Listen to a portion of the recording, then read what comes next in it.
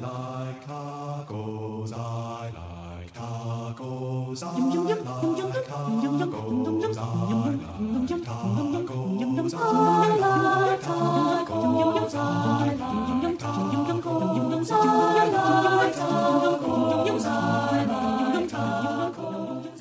Back in 2003, we made this video that showed us screwing with Taco Bell's drive-thru frequencies. After we'd already been messing with them for a few weeks, we decided to go through the drive-thru ourselves with a camera and film the manager's reaction while Rigel5 and Isotech messed with my order. Here. Sir, you have to actually order food here. We don't just sell drinks. I'm sorry. We're not going to be able to place your order. I can't back.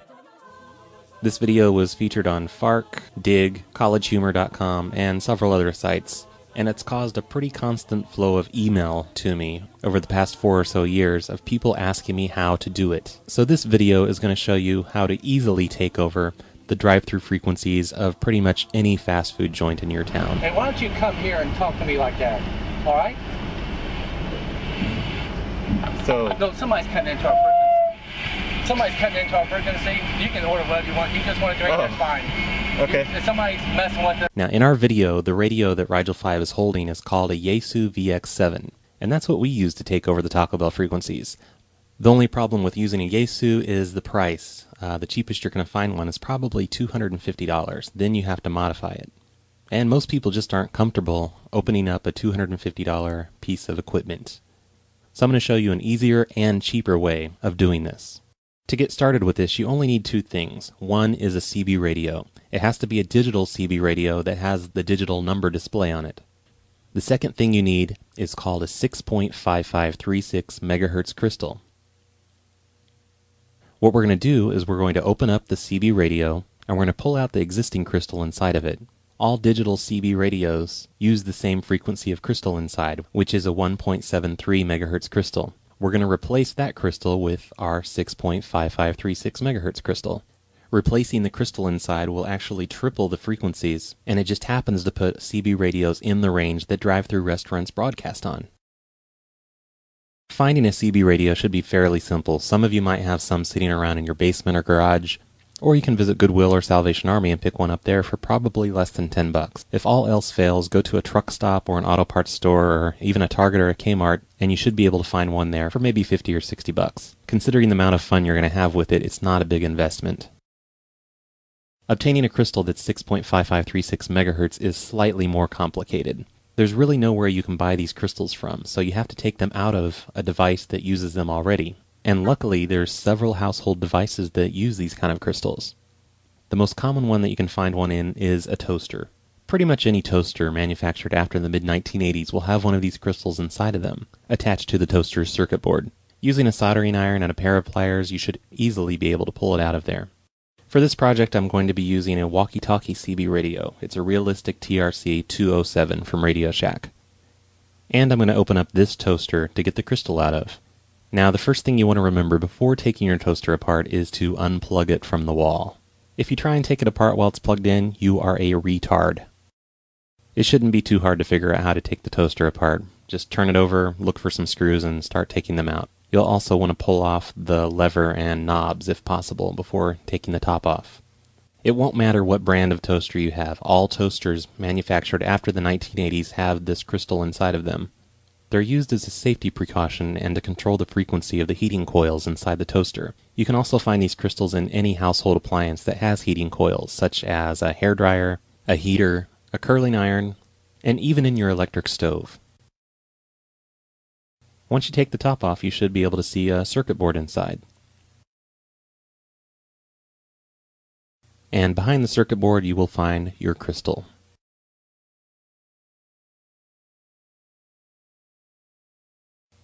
Use your soldering iron to heat up the connections underneath the crystal while pulling it out with a pair of pliers.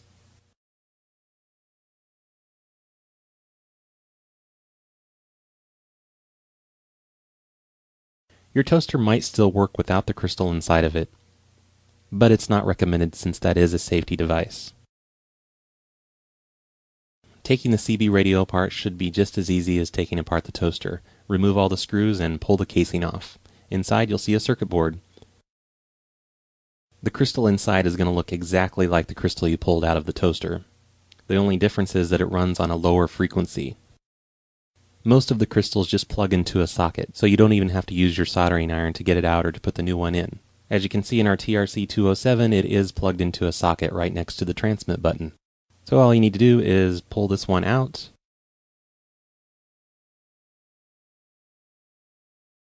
and plug your new crystal in. The polarity does not make a difference on this, so it doesn't matter which way you plug it in. After that's done, reassemble your CB radio and you're ready to start having fun. After you've modified your CB radio, you obviously won't be able to talk on CB channels anymore.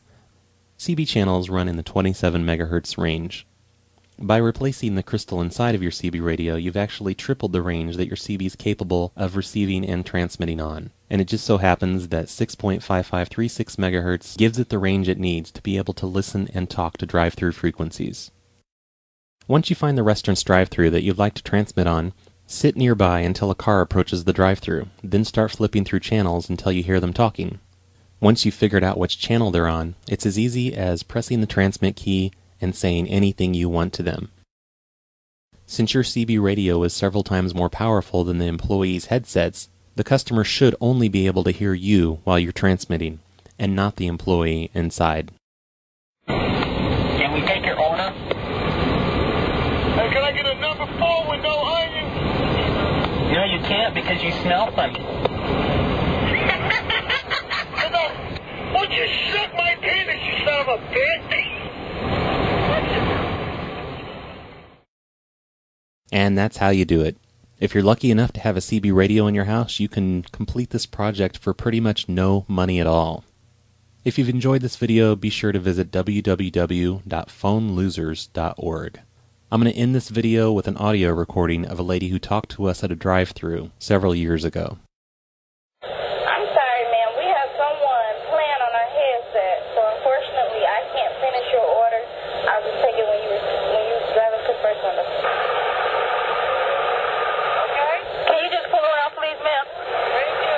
Ma'am, she'll finish taking your order when you get to the window, okay? Can you hear me? Ma'am, will you just pull up to the fucking window so we can take your goddamn order? Can I have your manager? Yeah, come up to the window and you can That's not talk to in the... our store. Somebody has one of our headsets and they're playing a game. We had 3 customers drive off. That's not us. Yeah, he just cursed. He just cursed. I know that's not really person working for us. We have a problem with our headset somewhere where someone has, like, I don't know what they have. Well, he just said, can you pull up to the fucking window? That's not us. I swear, ma'am. I swear, yes, I'm listening. Because I'm going to call headquarters. Right, because I will call headquarters. Ma'am, can you please come inside? We can explain everything inside the store. He has my order. It says 476 right there in the window. Okay? It's not even a diamond. Oh, it's not at the store at all? That's coming from somewhere. It has to be someone in the